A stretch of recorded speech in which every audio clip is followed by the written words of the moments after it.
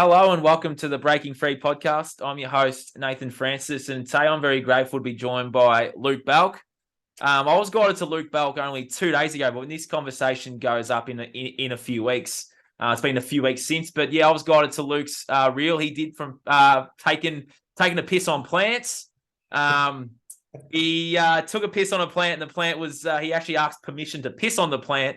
And then the nature and the trees and that were actually quite sad and dense about what's going on in the world currently. And it was really powerful reel because then the next day I went out into nature and got that same vibe and that same energy of the trees and stuff, which we'll delve into soon. Luke's an awesome guy. He's an astrologer. He's a quantum healer. Not many males do this quantum healing, so I'm looking forward to delving into more about how he got into it, which is really, really cool. I myself have done some quantum healing sessions in the past with an awesome person here where I'm from. So it's really cool to have a male doing this work and standing up. And yeah, we just need more males out there. So hopefully Luke's story can inspire more people to step into their power and tap into their own spirit. So Luke, I'm very grateful that you're here today, mate. This is going to be an awesome chat. You're an awesome person from about the 5 minutes that I've spoken to you for. So let's rock and roll into your story, brother. I'm so keen for this one. Yeah, no dramas, mate. So, up until probably around 2012 was when I started to come across information on the internet that was counter to the mainstream narrative, and the mainstream conditioning, mainstream media, and the sort of story that they put forth. But it wasn't significant enough. It was just like the odd video and things. And, I was like, whatever. But I found myself living in a life up until about, 2014, where I had a pretty successful business. I was a pest controller, working on the Gold Coast. I had a wife and 3 kids. We lived comfortably, we holidayed regularly, and in that reality, I wasn't happy. And I didn't know why I wasn't happy. And rather than confront my unhappiness, I would mask it with drinking. And so, it would turn into like drinks after work, would turn into binge drinking on weekends, and I'd do stupid things drunk. And one thing led to another, and it got to a point towards the end of 2014, and I was like, something's going on. Something's not right within me. Drinking's making it worse, not better. Because, I'd feel good when I was drinking, and the next day I'd feel like shit. And especially if I'd done something stupid or that I'd regretted, like said something that I didn't mean, stuff like that. And it was putting a lot of friction and tension in my relationship and my family. So I decided in 2015 to stop alcohol altogether and just go cold turkey. And that was my year of spiritual awakening. And I always tell people that my gateway drug was a 9/11 conspiracy video, because it literally was. A friend had sent me some stuff towards the end of that 2014, and then I'd gone into 2015 and I started going down the rabbit hole. But I was going down the rabbit hole and I was not drinking. I was eating healthy. I was meditating. At the beginning of 2015, I did a Fight Like a Pro competition, which is amateur boxing. So you do a 12-week sort of fitness and sparring session with I don't know, there was about 15, 16 blokes. And then you get paired up with someone and you go to the casino here and you have a 3-round, 2-minute fight, which I had, and it was amazing. I lost 15 kilos weight during that period of time as well.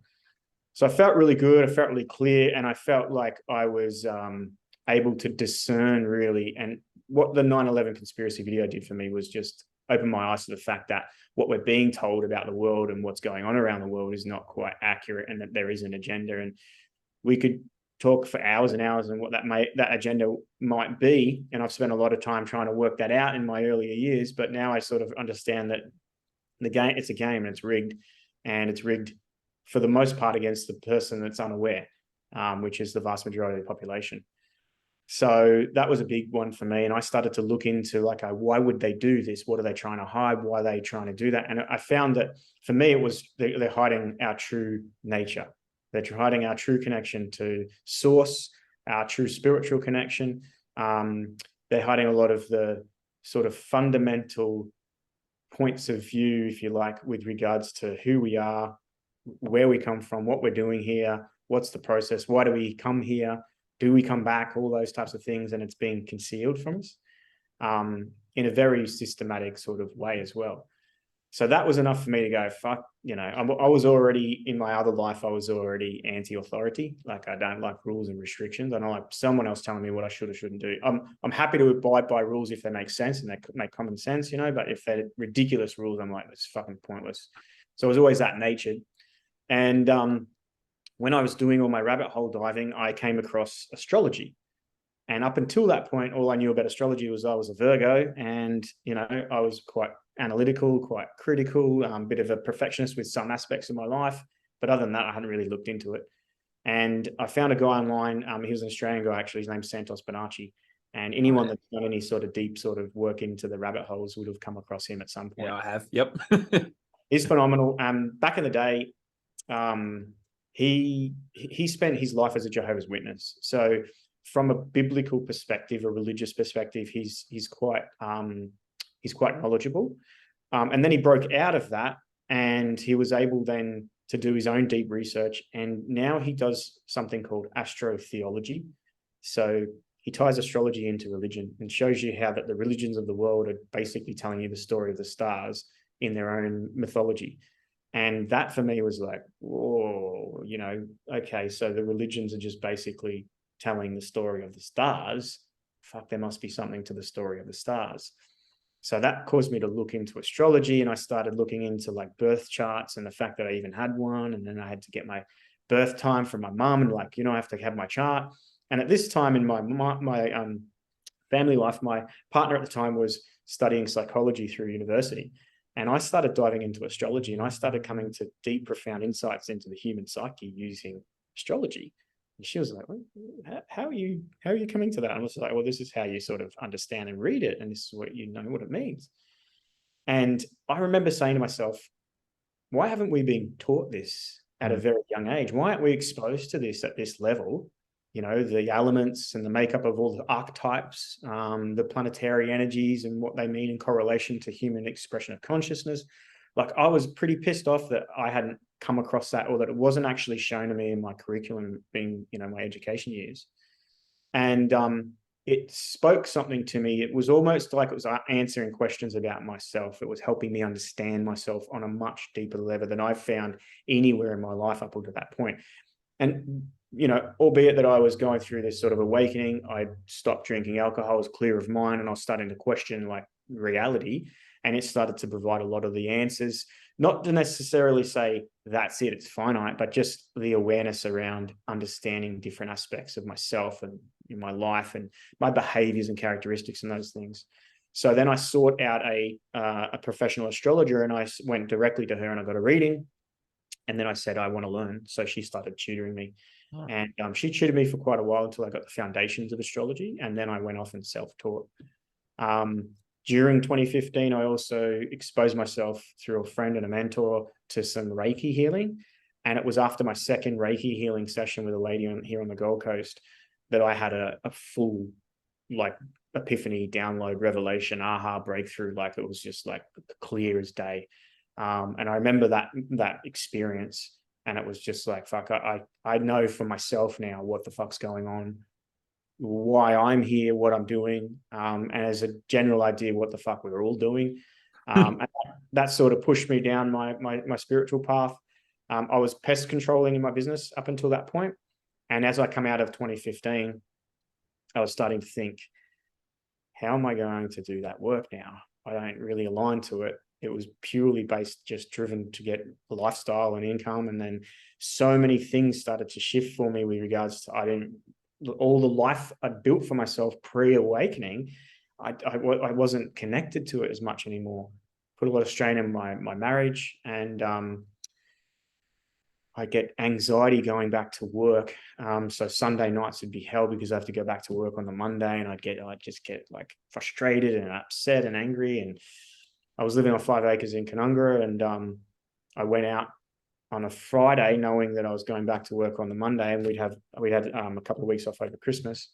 And I was like, oh, fuck, I got to go back to work next week. And I wanted to have achieved something tangible for that time off. So I went out and I started, you know, pruning this big strangler fig that was working its way around one of our red gums. And about 3 hours later, I'd taken this strangler fig down until I had the trunk left. And long story short, I chopped the tree down, and when it hit the ground, it bounced back and hit my back and broke my back. Shit. Yeah, so that was the universe. Excuse me.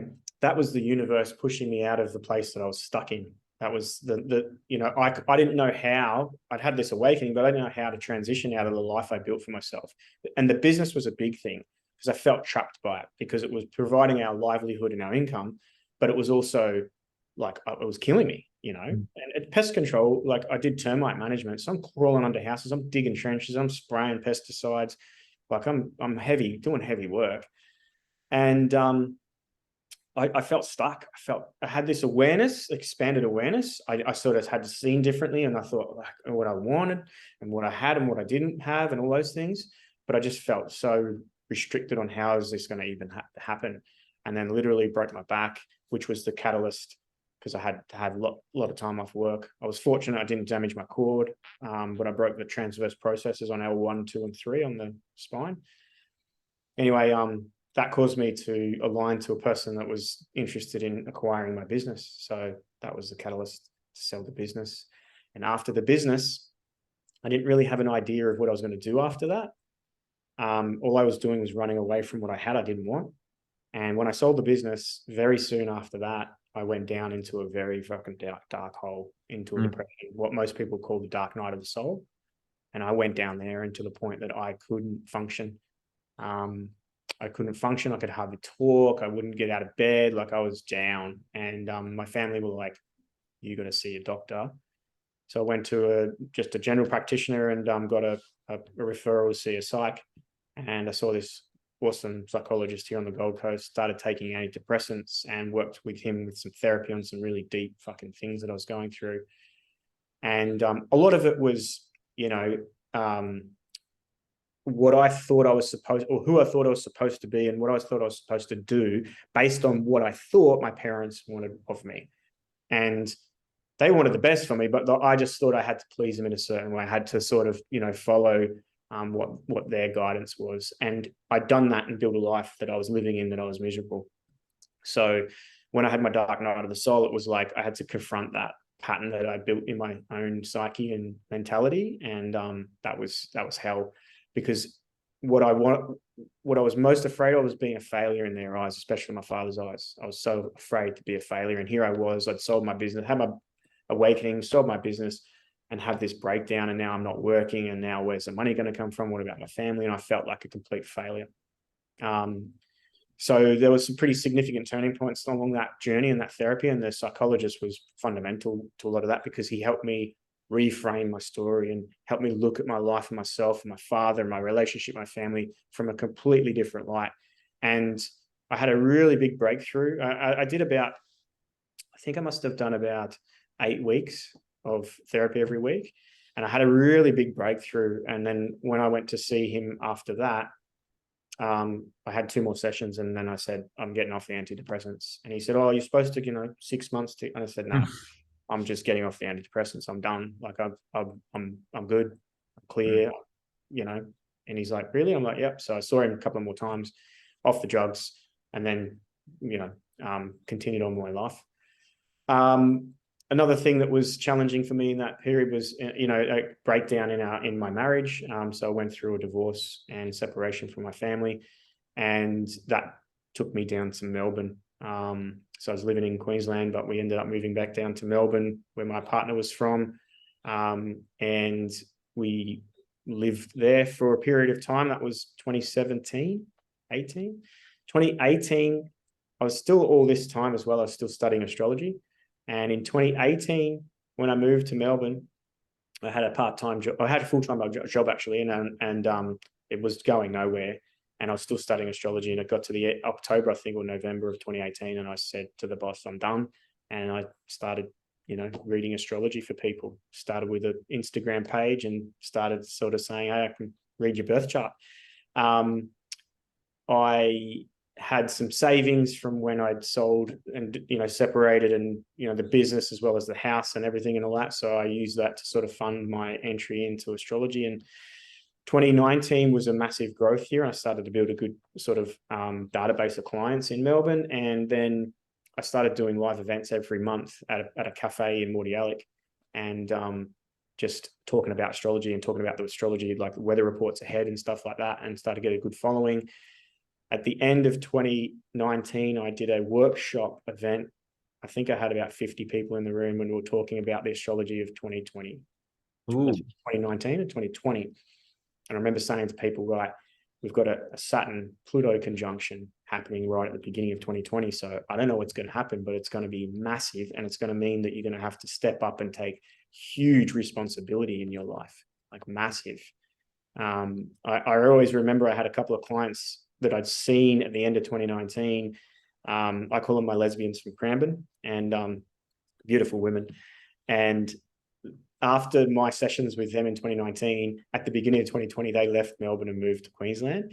And I still see them every year now, and they're like, fucking, that was on the back of what you told us about what was coming. And I was like, well, you know, I didn't know it was going to be a pandemic. I just knew it was going to be fucking big. Yeah. And we can come back to that in regards to astrology, if you like, and sort of give you an understanding of what that cycle was, and when how often it's repeated, and what's been happening every time it repeats, because it's pretty interesting to look at that. But then 2020 for me was exponential growth in the work that I did. I also, all amongst all that period, I'd gotten Reiki attuned and trained. So I was doing Reiki healing and astrology. And what happened in 2020 was people were like waking up. They were like, what the hell's going on in the world? It was a massive wake up call, right? And I was online talking about not only from an astrological perspective, what was going on, and giving like mini little reports and updates. And, you know, there was one point I was like, oh, they're about to bring in the mask mandate and they're going to do it now because this is what's happening astrologically. And sure enough, bang, like that. It was like, bang, you got to wear a mask now. It's like, fuck, okay. It was almost like it was like clockwork. They were following the cycles of the planets. But that year for me went from like having a very basic social media following and seeing clients and still having to self-fund my lifestyle because I wasn't making enough money to being able to fully do what I do without needing any supplements or anything like that. It was huge growth, and it's still ongoing in the back of that year.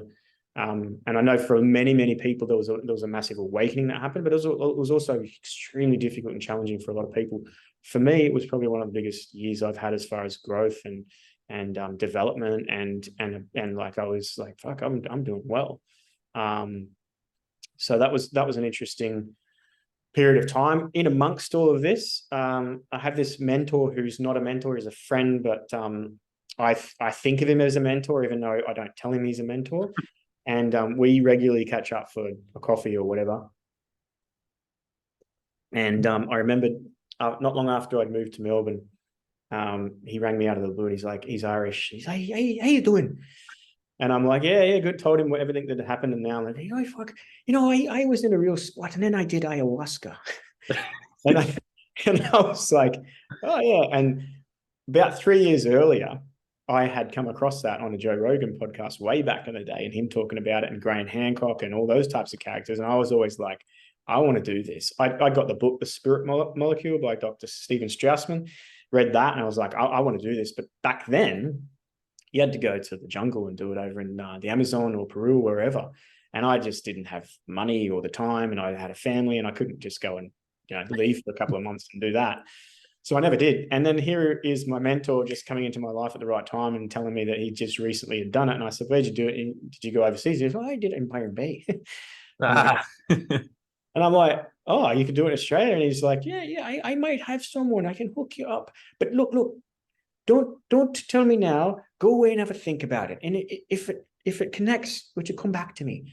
I literally went that next week, and I was sitting in my car on the side of the road. I was doing something, and I was listening to a random playlist on Spotify, and up came Incubus and a song of theirs called Mother Medicine. And it was in that moment that I just went, I'm doing it. Like, I'm doing it. I rang him up and I said, yeah, I'm in.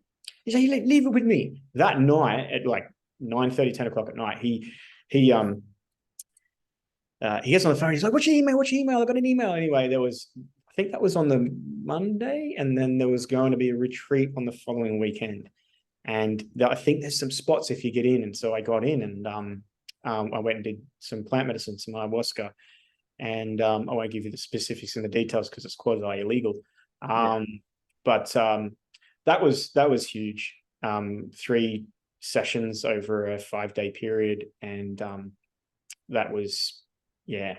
If I always say with things like that, if you've been doing a lot of spiritual work but haven't actually been getting any type of, connection and no results, and you're not really expanding, and you're sort of a bit like, oh, I'm a bit lost. Those types of things, mushrooms, plant medicine, even marijuana to a degree, can help, bridge a gap from where you are to just different states of awareness. And intention setting and the right, protection and the right people to do it with is very important. But it can be very, very profound. And I had some huge shifts in that in relation to love in particular. What is love? I asked the plant, what's love? Show me love. What does it look like? How can I have it? Am I worthy of it? Where do I find it? And that was a huge, huge experience. We can go into it if you want to. But yeah, so leading now, long story long, getting to where we are now, the reel that you'd come across and I put up recently actually was from about 18 months ago after some psychedelic journeying. And during that, I'd come out to purge or use the bathroom, and we were encouraged to go in nature, to offer it to nature. And here I am doing that, and without, obviously it's a psychedelic experience, so people could say, oh, you're hallucinating. It's like, well, perhaps it's hallucination, perhaps it isn't. But I tend to think they're terms that we give to those types of things so people can just cast them aside as like, crazy, but I was definitely connected to different levels of awareness and consciousness, and the plants were speaking to me. And it was when I came around to that particular plant and it was black spot all over it, no flowers, looked sick. And I asked it what was happening. It said it's got cancer and it's dying like the earth. And then this big tree, like the biggest tree in this whole little area where I was, said, yeah, no one's listening to us. And I was just like, whoa, I still get goosebumps when I got goosebumps now. Yeah, no one's listening to us. And I'm just like, well, he's like, we've been here forever. We've been here since the beginning. We're always here. You guys come and go. We don't. We stay. No one knows. No one's thought to ask how we do that. Like, and this is a conversation I'm having. Obviously it's going on inside my head, but it's not me speaking. It's his words or it's or whatever's words, right? And I said, because I'd asked a few people have asked me this question since that reel. They've said, did you ask them about what do we do? And I said, yeah, I did. I asked them, I said, well, what do we do? And they said, you got to reconnect. And the way in which you do that is reconnect to yourself, reconnect to your body, and then you got to reconnect to the earth, and you have to reconnect to one another. And if you don't do that, you're not going to be here. And he said, that's why we stay. I call him he, the big tree. That's why we endure, because we're connected. We're connected to the earth, which is where we live, we reside, but we're connected to one another. We're all connected. And we realize that on a very, very deep level. And we live with that knowledge. You guys have been disconnected. You disconnect, and then civilizations fall, races decline, because you've disconnected. So that was huge. It's like reconnecting to our earth is our body. So reconnecting to our body and treating it as sacred. And then by in turn, reconnecting to the earth through that, and then one another. I'd like to say that I'm no saint, and I go through phases as we all do. And sometimes that message is really profound and I remember and I do the work, and other times I'm disconnected again. But it's an ongoing challenge. But that video is interesting because I found that as I was sort of cleaning up some storage on my phone, and I'm like, I've got to come back to that, because when that experience happened for me about 18 months ago, I sat with that for like a week or so, and just was like, it was almost like I'd been like winded in my gut by nature, just really, taken back. Then life gets in the way, and all the grind and all that sort of stuff. So it's a reminder to come back to those simple things and come back to reconnection, which is a lot of the thing that I do with the work that I do, whether it's energy healing, whether it's the astrology, which is helping people understand themselves on a deeper level, or even the quantum healing as well. Because sometimes we're blocked. Sometimes we've got things that that are deeper than just memory. and we don't know why and how. And sometimes they're because of experiences that we've had in different lifetimes. So that's the work that I do with regression work, is to go back and let's have a look at some of that stuff and do some clearing and become aware and do the releasing that needs to happen. And that's a really, that part of my work is like, it's so rewarding. It's so different. Every client has a different experience. They go to different memories. Some go into past life stuff. Some go into early childhood in this life. Some go to, other planetary energies and have experiences. Some go into the future as well. And it's like, I'm not in control of where they go. I'm just facilitating the process. And my job is like an investigator. I'm in there and I'm like, okay, what are you seeing? And tell me about that. And I'm asking them to do things and ask the right types of questions. And then through that process, we can take them into their deep subconscious, and you can converse with the intelligence or higher intelligence.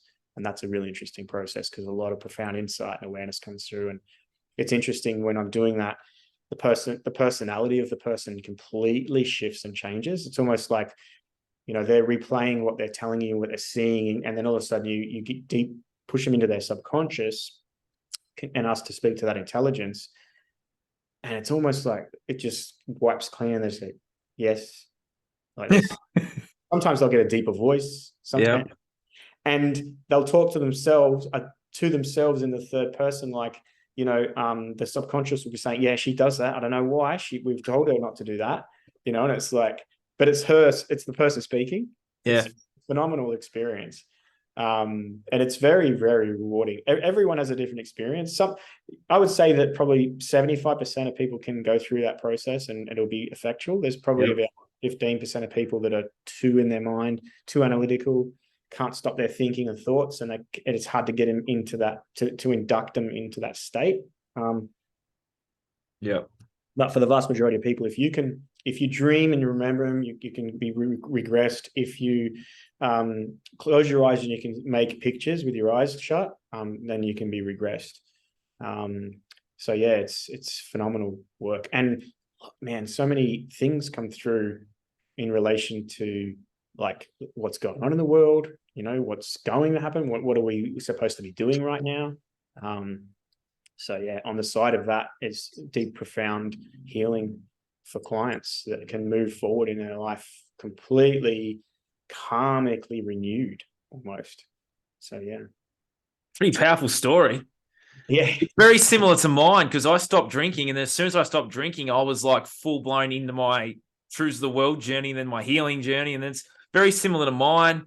I've had some stuff come up over the last few days. You've actually helped me shift something by the stuff that you were saying, because I've been in that spot where I was a bit lost, and I've had to go back and forgive my older self for the things that I was doing, which if you have a look at my social media, I've been speaking about quite a lot lately about my old self. I need to go back and forgive that guy, the things he was doing, to then move forward. I'm like sitting there, I'm like, oh my God, you're helping me shift something live on air. As per this podcast, something when I get a guest, they always say something that hits home.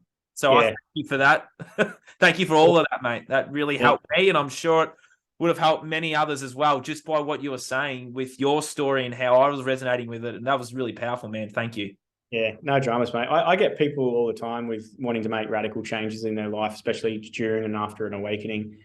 And I always say, look, I was a pest controller for 20 years. They're like, what? I'm like, yeah, I was a pest controller. That's what I did. That was my livelihood. That was my business. That was my life. And I said, so here I am now doing this. If I can do it, I think you can do it. Yeah, exactly. And the quantum healing's so powerful too. I know in my first one, I was able to go under like pretty much straight away. And the first two people I saw were some relatives that had crossed over, and I was just full blown.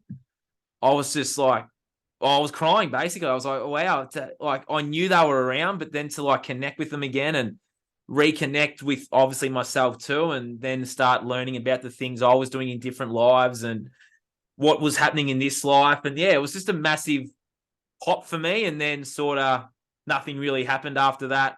And then it sort of just delved into my healing journey. And now I'm in my healing journey. I'm connected again. And then the last few days, some stuff come up. I was a bit disconnected, but then you reconnected me today. And it's like, yeah, it's like, I know why I'm here. I know what I'm doing. And yeah, quantum healing is so awesome, man. And do you do the beyond quantum as well? I don't do the Beyond Quantum, no. Oh, yeah, my friend does the Beyond one, and that session for me really, like, I went into the future and what I was going to do and Yeah, okay. helped set my path. Yeah, that was a really powerful session for me, the Beyond one. Yeah, yeah. No, it's definitely something that I'm interested in pursuing and training myself in. Yeah, okay, sweet. Yeah, it's really awesome. Just in terms of, oh, no, you go. I was just going to say, sometimes in my sessions, clients will go into the future, and you Yep. can sort of get an understanding of they're in the future now. I don't like messing around too much in the future with people, because Yeah, sometimes we don't necessarily want to have the whole thing mapped out, right? the attachment too. Yeah, Exactly. Yeah, exactly. So there's always going to be that. Well, I'll give you an example of this. When I went to India, I got a Vedic astrology reading, and Vedic astrology is different. It uses different zodiac and everything, and it's not uncommon. They'll give you a palm reading and a chart reading, and then they'll tell you everything about it. It's not uncommon for them to tell you when you're going to die. oh, So, or around the age of your death, and they don't even ask if you want to know that. They just tell you it. So, it's like the future stuff. If you're messing around too much through a quantum experience in that, you can be exposed to things that you're probably not in the state to be able to handle or see, or not meant to as well. So it's like a bit of a fine line. yeah. Some of that. But yeah, that was interesting. I got told I was going to live to like 85-ish around that time. I'm like, prior to my awakening, I had a fear of death. I grew up from the age of 6 or 7 with a huge fear of dying. Just because of the story I was told about what happens when you die it didn't connect me to any sort of like fulfillment and hope and like, oh yeah, this is amazing. It was more like, oh, that's it, it's over. So through my awakening process, I was able to heal that fear. So it doesn't bother me knowing or not knowing. I mean, we're all going to die. It's I have this belief too that we don't really die. No, we don't. We transform, we transition, Yep. Perhaps this skin suit that I'm wearing may no longer be here, and the avatar that I've been pretending to be is probably not going to be here, but the essence of me and the spirit and the soul of me, that's the eternal aspect. Spot on. Yeah. And I had to remove my fear of death too, to have a pretty awesome out of body experience as well. And I've been getting them since I was a little child. So yeah, it was pretty cool to get rid of my fear of death and have that experience as well to further my connection as well. Yeah, it's been an interesting journey. I'm sure it's been an interesting journey for everyone, really. But I guess what was the like during the dark night of the soul for me, I was very similar to you. I was in a really dark place, man. And I guess the connection that I had to spirit that was my relatives got me out of that place, man. Yeah, right. Because they came to me in that place. I'm getting a bit emotional talking about it, but they came to me in that place. And that's how I got myself out. Did you have a similar connection to that as well? I didn't. Mine was, I had a breakthrough. So I was seeing my psychologist, and we discussed the whole idea around like not being here anymore. And I had already given it a lot of thought, or given exactly how I would do it, where all of it was all planned out in my head. And it was going to be up into the shed, and I was going to hang myself. So in one of the sessions, he got my partner to come in and said to her, when we finish today's session, are you able to give the rope to her, and can you put it somewhere where he doesn't know where it is? And she's like, yep.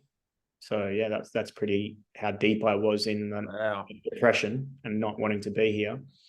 But I was being crushed by my own fear of failure, and that's what was depressing me. And what happened was that got personified in an experience with my dad. I was afraid that he was going to think of me as like no good. And I won't go into the full details, but there was an event that happened during this depression that I was going through where we were at a family dinner, and my dad wasn't happy, and it was unusually coy. And I came into the kitchen after dinner, and mum's crying and dad's consoling her, and then dad turned to me and pointed, and he goes, "It's all your fucking fault."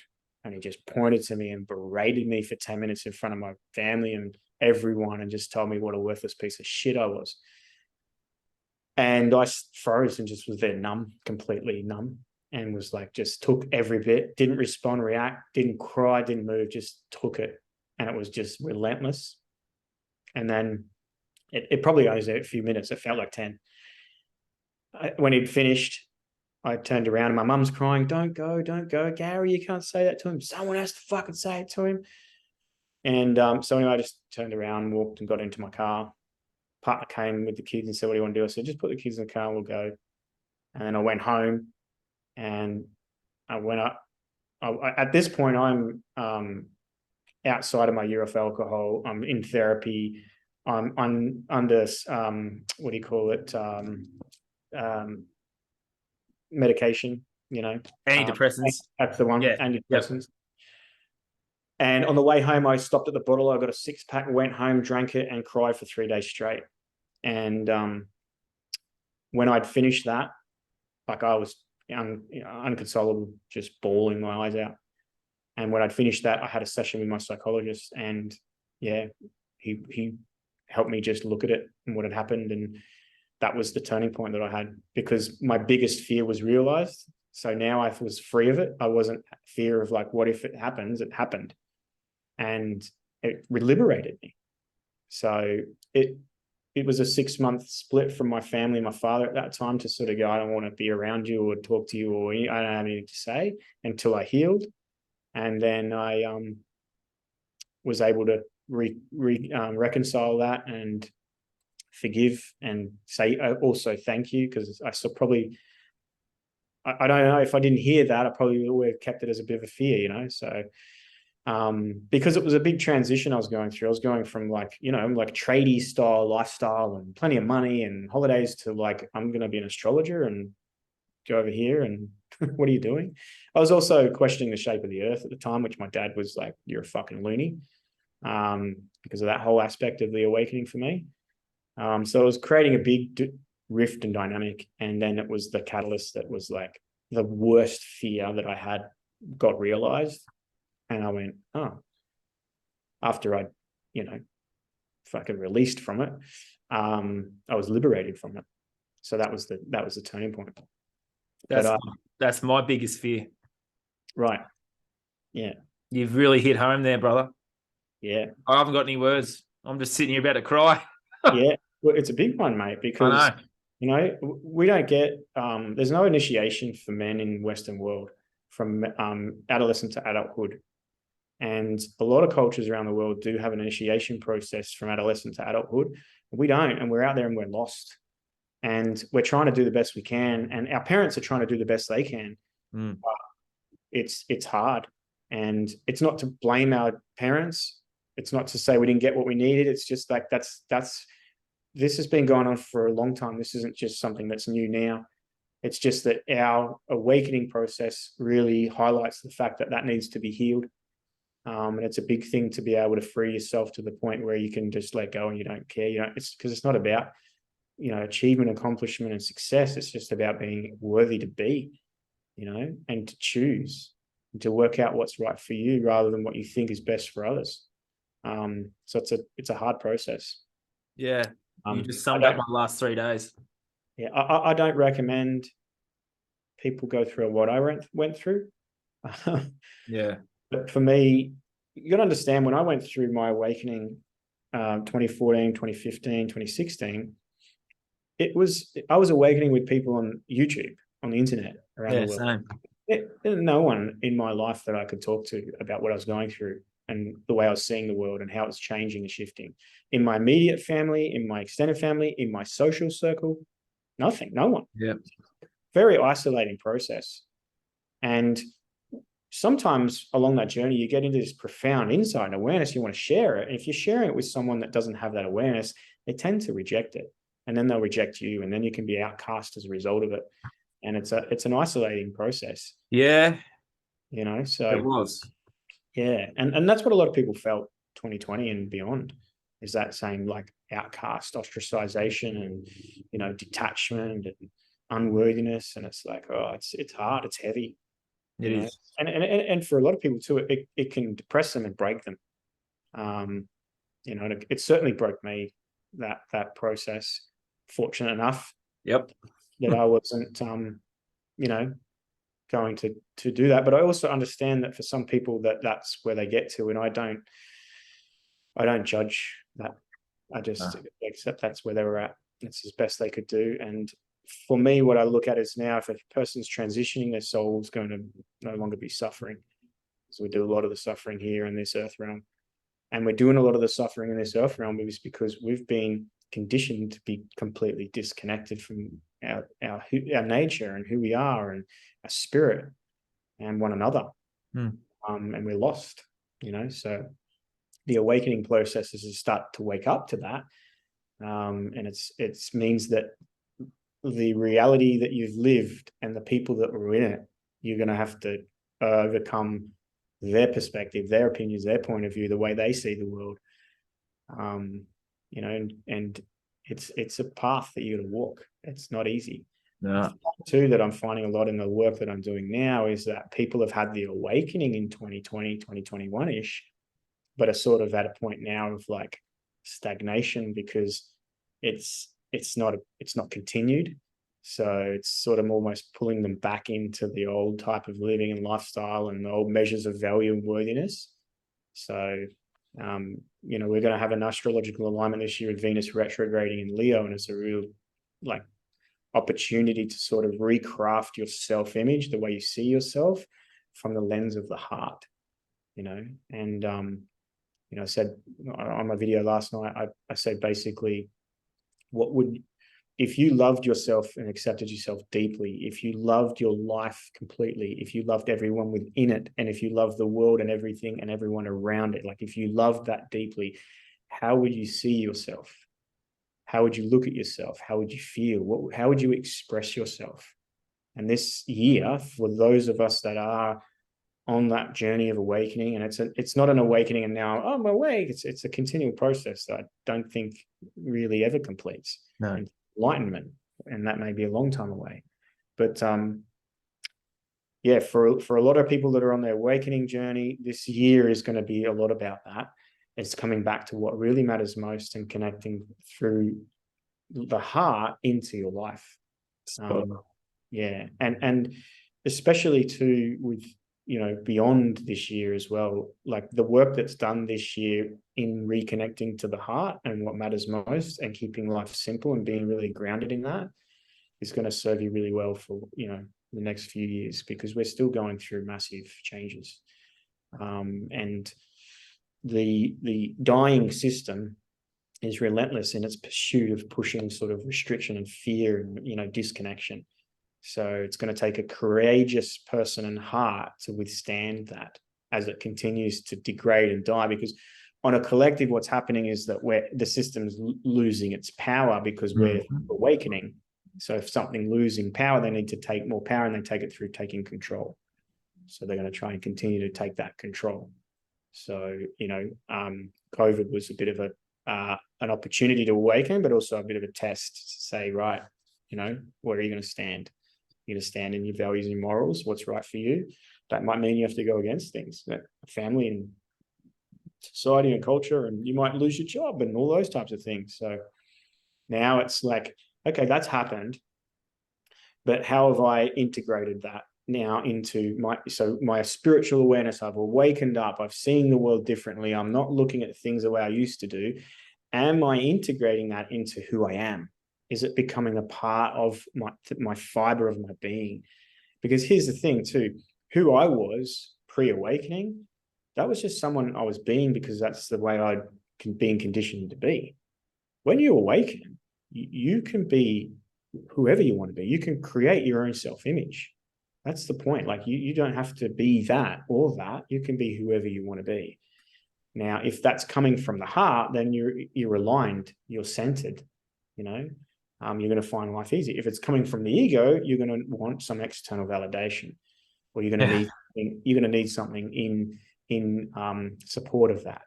The heart doesn't. The heart knows it needs nothing. So yeah, deep, brother. Deep. That's pretty deep with what I've had going on. Obviously, you've picked it up very, very well, because my ego death's been something that's not really a death, but it's been shattered quite a lot because I was in my ego for such a long time, man. And what you said there, I think you've finally understood what I've been going through the last few days because I'm about ready to cry. Yeah, there's heavy It is, energy. man. And it's right. It's like that old version of me existed, but I still hold a lot of resentment and anger towards it. It's like I can let that go and just Yeah, be who I want. What you were saying about your old man, not quite as abrupt with you, like with me as it was with you, but it's a very similar process, mate. It's like I was this going to be this teacher in this really, job focused thing. I've delved away from that and done my own thing, and I don't want to be seen as a failure in their eyes either. And yeah, it's what's come up the last few days, and I'm just sitting here. I'm like, yeah, I'm resonating with that because yeah, I'm about ready to cry, man. yeah. It's like, are we living in life in alignment to our own values, or are we using other people's measure of values to live our life? Exactly. And they mean well. They want the Mm. best for you, but they're coming from their level of awareness and their own experience and their own story and past. And that's what's going to be best for them. So a lot of reassurance and like, you know what, this might seem strange and crazy. Just trust me. I know what I'm doing. But if we're needing their acceptance or validation or recognition, then we can't be free. Yep. In order to be, we have to seek that. So liberation is about, I don't need anything from anyone. I often tell my clients in sessions, you need to get to the place where you're butt naked in the desert, not a possession in the world, and you're free, you're happy, you're in love, you're just content. You're totally liberated. There's nothing you need. That's a nice ideal, but in that essence of like getting to that place, you'll be like, I don't need anything. When you don't need anything, you're free to then be completely. When you need something, who do I have to be? What do I have to do in order to get what I need? And we've been collectively conditioned into this needy type sort of energy. And what do? We need more. We need more of something. We need more of it. We need the next thing, We need to get that. And it's bigger or more. And I want more. And I want the bigger paycheck in the house. Where does all that come from? The earth. Yeah. And we don't consider that, right, at all. As a collective, I'm not saying individually, I'm saying as a collective, we're not really considering that. That's why we're depleting her resources at a faster rate to which that she can replace them. And when that happens, we're heading towards collective disaster. And it's not the Earth's going to, climate change and worry about the Earth and all of this. The Earth will do what it needs to do to eliminate the threat. And if we're the threat, it'll do what it needs to do to eliminate the threat. The Earth has it trumps all forms of low magic. The Earth, nature, the natural world, like the type of magic that it can provide is, so, if we don't start as a collective, as a whole, to really live with that and alignment to that and back to her, we won't exist. And it's happened 6 times already, or 5 times already. Mm-hmm. It's not like it's not happened before. It's happened before. And that's not a conspiracy. That's fact. Even the tree was saying to me, we've been here through the rise and fall of every one of your civilizations. We've been here through the whole lot of them. You haven't. So it's an interesting thing. I was able to, on my journey through 2020, in fact, have my father, who, during my awakening was sort of like, what are you? You're crazy. You lost the plot. You're a loony. You're a failure. I was able to have an experience where we had a conversation, and that I was living in Melbourne and they were living in Queensland at the time. And he said to me on the conversation, he goes, just want to thank you for everything you've done this year and helped me awaken. And that was because of all the speaking out I was doing through COVID. And he was watching. Was like, that was when I got off that phone call, I just bawled my eyes out. He was watching you. Yeah, well, when he was watching all the videos and content, because he was also going through what the fuck's going on in the world, And I didn't have all the answers, but I had a perspective and I was sharing my point of view. And it was very helpful for a lot of people because they were like, fuck, okay, yeah, that makes sense more than what they're doing and saying. So, yeah, it's a big game. And if you don't know the game, then you get played. Yep, spot on. That was a pretty awesome chat, man. I knew we were going to go deep today after my last few days. I knew we were going to go deep, but I didn't realize it was going to be really, really personal. And I've got to pick your brain off air about some stuff because I need some advice, man. Yeah, absolutely, mate. No problem. That was an awesome chat. We have to wrap it up yet. I had a few questions for you, but Go for it. I was going to ask you. Well, there's a lot of divide and conquer amongst the truth community as to what this place really is. I've had it shown to me what this place is through my experiences over the last few weeks. I tend to ask my guests, what do you feel this place is? I don't believe it's neither flat or round, but yeah. Oh, okay. In relation to the shape of the earth. Yeah. Because that's a really big debate, especially amongst our community and And it's easy for people that aren't, on that journey of awakening to cast the whole, group of people and like you crazy flat earthers, right? Pretty much. So to give you the understanding is that I believe the earth was a globe. I was taught from school from a very young age that we live on a spinning ball. There's the globe in the kindergarten was the first time I'd seen the globe. And here's where we are. Earth spins, and we're told all these things and we're taught through science. So I did not believe the earth's a globe. I fucking believe the earth's a globe. Of course it's a globe. So when flat earth came across my radar about 2015, end of 2014, 15, I was going through that period. And back then there was no censorship on YouTube and things like that because the algorithm wasn't trained up on censorship yet. So between 2012 and 2017 were the golden years on YouTube, especially for conspiracy stuff, because the algorithm wasn't trained enough to be able to push it down or completely remove it. So it's just now you got so much, it's a minefield out there trying to get some decent quality stuff in relation to these topics, because a lot of the stuff when you type in the search engines, bullshit, it's controlled opposition. It's there to actually divert you away from it because it's ridiculous and ludicrous. So it's hard. So when it first came onto my radar, I remember and didn't even watch the video. Someone had sent it to me that I was on this forum and whatever, and they sent it, you got to check this out. So, fuck it. Away for about a month, and then the next video came, and I sat there and I went, if the earth's flat, I mean, or at this point, you've got to understand, I'm already thinking like the whole, like 9/11 didn't happen, like so many things, the way they said it did anyway, so many things. So then I'm like, fuck, that is huge. If they could convince everyone it's not, and it is, like, fuck. So I went down that rabbit hole and I looked at a lot of good content, and then I went out into my life and I tried to look at it from the lens of like, can I prove the globe or can I prove the flat? And the more I tried to prove the globe, the more I came up with it. You can't prove it's a globe without using mathematics or an equation or NASA. And NASA is corrupt as fuck. $50 million of taxpayers' money every single day as their budget. What are they doing with that? Floating around in an ISSS. Yeah. Right.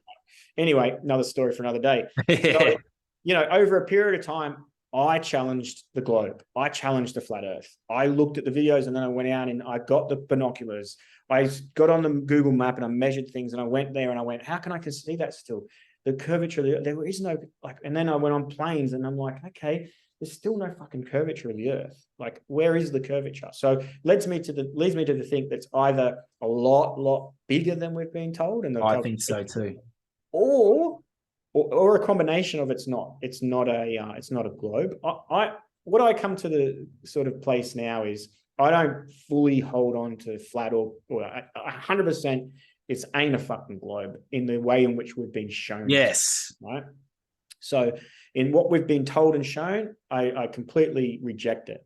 Yeah. I'm more in the flat camp, but I think it's a realm, and I think it's potentially from a certain level. You look at it, it looks like a sphere, but we don't live on the sphere; we live within it. So I think it's a realm. I think so too. The physical plane is where matter or energy comes to rest, and we're drawn here to the physical plane through our karmic sort of, pathways and our soul's makeup to have a life experience.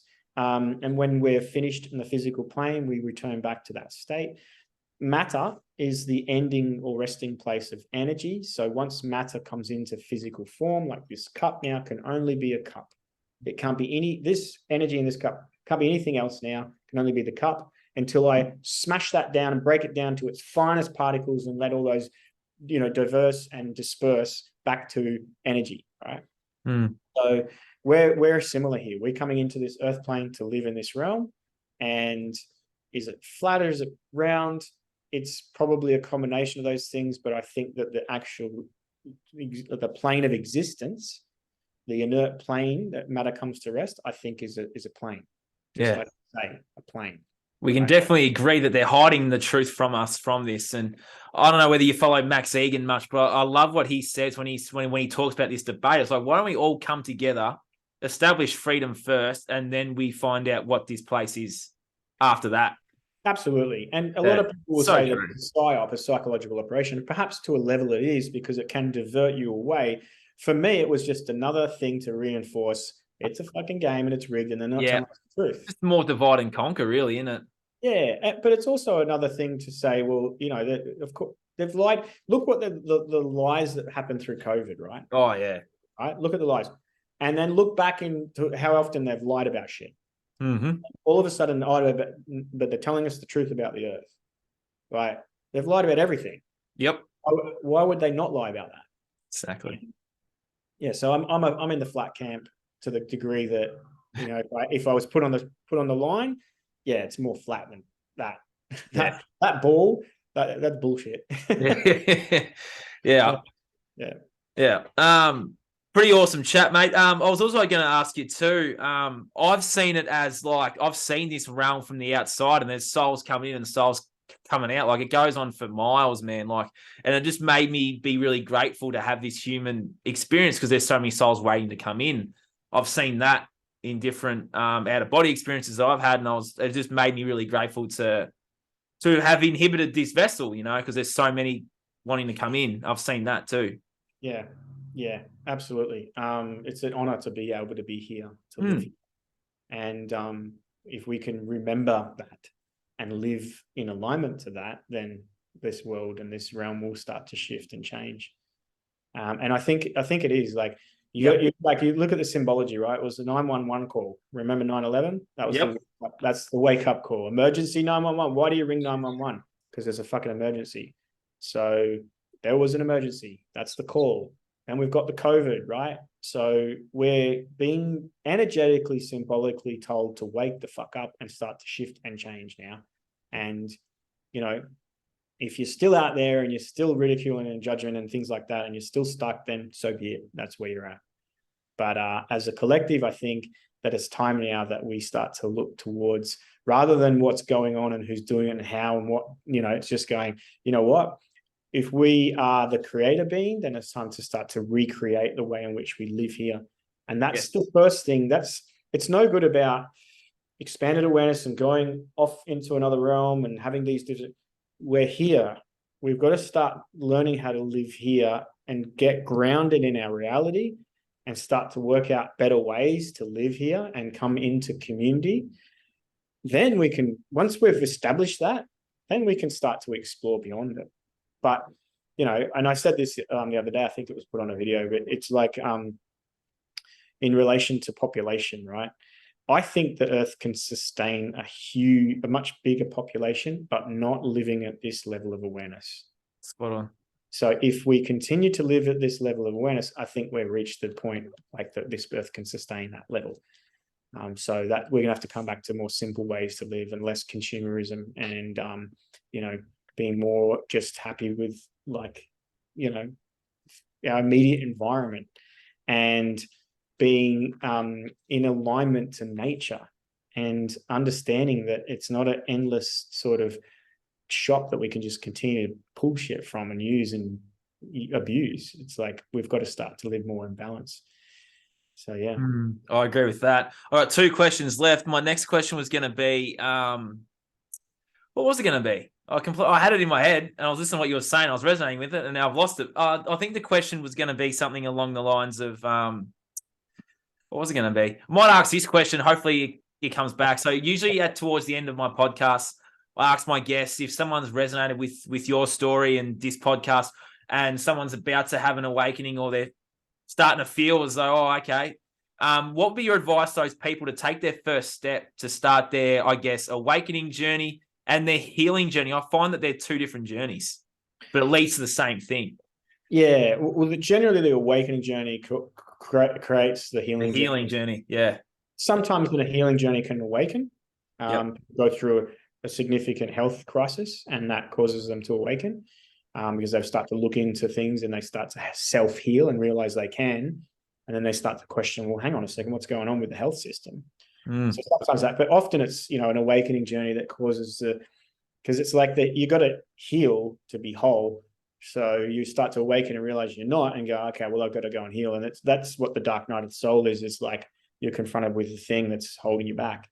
So it can really push you down. So if you are like that and you are coming into an expanded awareness and you're starting to see things and question things, and you're starting to like no longer connect with the life that you built or those within it, my advice would find community, find like-minded people, go and find people that that have already or are going through something you've been through, and seek counsel and get advice. In other words, talk to people. The one thing that I didn't do very much, apart from internet shit back then, was talk to anyone. There was no one really. I didn't feel like I had anyone to talk to. Obviously, there were. My Reiki master, she was really good, because after my couple of Reiki sessions, stuff would come up and I would be able to talk to her about that. But talking to someone is important, about talking to what you're going through, so that you can, work out if you're going crazy or not, or whether your thinking is right and all those types of things. Because if you don't, all of a sudden you might share that information with someone that's in your social circuit, and you might then reinforce the fact that you think you are going crazy. You're not going crazy. You're just expanding your awareness. You're starting to see differently. And get some support. The work that I do with my astrology readings in particular is aimed directly at people on their awakening journey, because it's not just me sitting there telling you, oh, you have Venus in Leo, and it's not that. It's about, what does that mean for you? What does that mean for your lived experience? How is that going to be helpful and useful? And quite often what I have the ability to do when I look at a birth chart and I'm in a session, I see what they don't see about themselves, and I see their potential. So I'm like, you need to confront this. This is where you're going to be best served. This is the way in which you're going to utilize these natural innate qualities that you have. This is the challenge. You can't keep avoiding this. This is something you got to deal with. If you don't do this, this is a likely thing to happen. And I help a lot of people through the awakening journey, because often with it, they're either ending a relationship, a job, they're having a family breakdown, they've got some health issue going on. They're trying to work out, how do I make the changes?